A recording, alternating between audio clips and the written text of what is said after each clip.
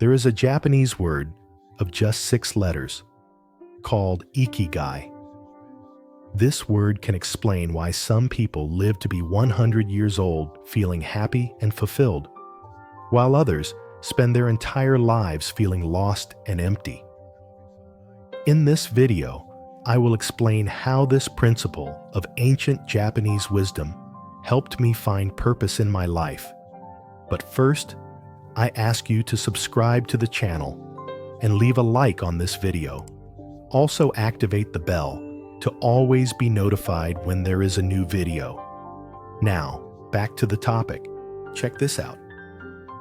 On the island of Okinawa, Japan, there are more people over 100 years old per square meter than anywhere else on the planet. And do you know what their secret is? It's not genetics. It's not diet. It's something much deeper. They have something that 90% of people in the Western world have completely missed. And when I discovered what it was, my life changed forever. I spent years chasing goals, achieving objectives, making money, but always with that strange feeling that something was missing. Have you ever felt that? That inexplicable emptiness even when everything seems to be going well? Well, until one day I came across this ancient Japanese philosophy that has a very simple name, Ikigai. And man, when I really understood what that meant, it was like someone had turned on a light in a room that had been dark for years. But before I tell you how this discovery changed everything in my life, you need to understand one shocking thing about the modern world. Do you know how many people feel fulfilled by the work they do? Only 13%. That's right, you heard it. A global survey showed that 87% of people in the world spend 8 hours a day doing something that doesn't fulfill them. And the worst part? With each passing year, the rates of depression and anxiety only increase. Even with all the technology, all the comfort, all the ease we have today. Why? Because we lost something fundamental, something that some Japanese people never lost. And I'm not talking about any fancy technique or productivity hack. I'm talking about something much simpler and at the same time revolutionary. Ikigai. This word has no direct translation into English, but it means something like reason for existing or what is worth living for. But here comes the first plot twist of this story. Ikigai is not about finding your passion. It's not about following your dreams. And it's definitely not about just doing what you love. In fact, the Western interpretation of Ikigai is completely wrong. And this distortion has caused more confusion than it helps. Here in the West, when someone talks about Ikigai, those cute diagrams with 4 intersecting circles immediately appear, right?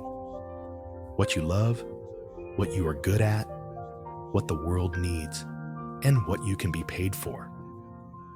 But you know what? This diagram was created by an American coach.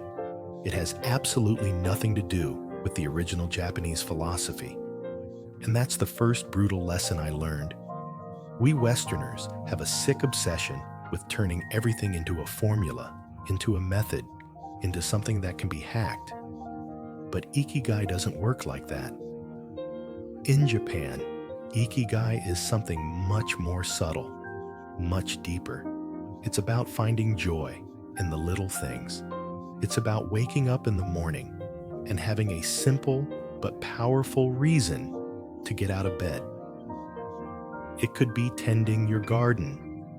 It could be making breakfast for your family. It could be greeting your neighbors on the street. This reminds me of a story I heard from a researcher who spent years studying Okinawan centenarians. He says he met a 98-year-old man who every day, without fail, went to the beach to collect trash. When asked what his Ikigai was, the man simply replied, "To keep my beach clean for for future generations. Simple as that. It wasn't about a brilliant career. It wasn't about making money. It was about having a daily purpose, a small but meaningful contribution to the world. And it made me completely rethink my life because I was looking for my Ikigai in the big things, in the perfect career, in the dream job, in the project that would change the world. But the real Ikigai was hidden in the everyday details that I didn't even notice. And when I stopped looking and started paying attention, everything changed. But calm down, because here comes the part that will really shock you. There is a Japanese concept called moai that is directly connected to Ikigai. And when I discovered this, a lot of things started to make sense. Moai is a group of friends that forms in childhood and lasts a lifetime. They meet regularly, support each other, and share both joys and hardships. And do you know what's crazy? Studies show that people who are part of a moai live, on average, 7 years longer than people who are isolated. That's because Ikigai isn't something you find alone. It's something you build in community, in relationships, in real connections. And here in the West, what is our biggest problem? Extreme individualism. We romanticize the idea of the self-made, of the person who achieves everything on their own, who doesn't need anyone. But this is exactly the opposite of what Japanese philosophy teaches. An anthropologist who spent 15 years studying the world's oldest living communities has made a startling discovery. He found that across all of these communities, from Okinawa to the mountains of Sardinia, there was a common pattern. People in their 90s who still played active roles in society. According to this same researcher, the secret is not to retire and stop contributing. It is to find ways to continue being useful until the last day of your life. And that made me question something fundamental. How many people do you know who retired and literally started to waste away, as if they had lost their reason for existing? This happens because our culture treats work as something separate from life. You work to live, and then retire to enjoy life. But in the concept of Ikigai, there is no such artificial separation. Your reason for existing does not stop when you turn 65. And that's when I had one of the biggest turning points of my life. I realized that I was building my identity on titles, positions, and external achievements. But what if all of that disappeared tomorrow? Who would I be? This question haunted me for weeks, until I decided to do an experiment that changed everything. I decided to spend 30 days trying to apply the true concept of Ikigai in my routine. Without formulas, without diagrams, without trying to hack the system. Just paying attention to the little things that brought me genuine satisfaction. And do you know what I discovered? My Ikigai wasn't in my profession. It wasn't in my big projects. It was in things that I did almost automatically. Like those 15 minutes I spent watering the plants on the balcony every morning. Or when I explained something to a friend who was struggling. Or when I cooked for someone special. Small acts, small contributions, small moments of real connection. And that led me to an even deeper discovery. The word Ikigai is composed of Iki, which means life, and Gai, which means value or effect. Literally, it is the effect your life has on the world. It doesn't have to be a gigantic effect. It doesn't have to change the planet. It can be the effect you have on one person's life, or on your neighborhood, or on your family. But it has to be real. It has to be genuine. It has to come from within. And here comes one of the hardest parts to accept. In our culture, we measure success by numbers: salary, followers, likes, views. But Ikigai cannot be measured. It is an internal sense of purpose and fulfillment. This is why so many financially successful people feel empty inside. They have achieved all the numbers, but they have lost connection with their Ikigai. And I began to understand why the Japanese have an expression that says, Ikigai wo mitsuketa. I have found my reason for living. It's not, I chose my reason for living. It's not, I created my reason for living. It's I found it, as if it were already there, waiting for you to pay attention. But there is a gigantic obstacle that prevents most people from finding their Ikigai. And this obstacle has a name and a surname. The biggest enemy of Ikigai is something we all face daily: rushing. The rush to grow in your career, the rush to earn more money, the rush to achieve goals, the rush to be someone important. But Ikigai works in Japanese time, not Western time.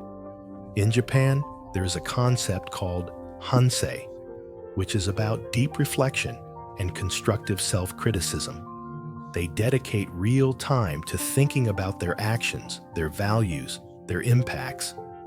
When was the last time you stopped everything and spent an entire hour just reflecting on your life? No cell phone, no distractions, no rush to get anywhere. I know, it seems like a waste of time, right? After all, time is money, productivity is everything. There is always something more important to do. But this mindset is exactly what is killing us inside. The Japanese have another expression, mono no aware. The awareness of the impermanence of things. It's about knowing that everything passes, that nothing lasts forever. And so each moment must be lived intensely. This is not melancholy, it is wisdom. And it was when I started applying this to my life that things really started to change. Instead of chasing the next goal, I began to savor the process. Instead of focusing solely on the outcome, I began to find pleasure in the journey.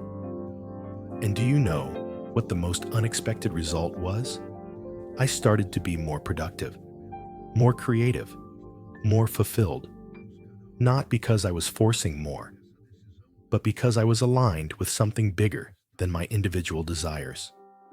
And this led me to understand one of the most important lessons about Ikigai.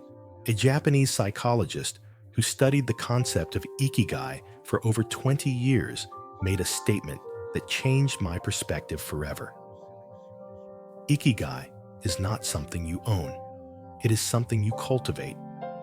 Like a garden, it needs daily care, constant attention, and patience to flourish. And that explains why so many people give up halfway. They treat Ikigai as a sudden insight, a revelation that will appear in a moment of enlightenment.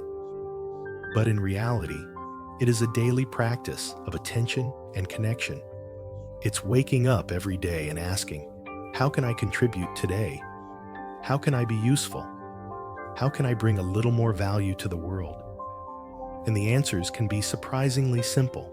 Now comes the part that may sound contradictory, but is fundamental to understanding Ikigai completely. Sometimes your Ikigai may have nothing to do with your profession. And that's okay.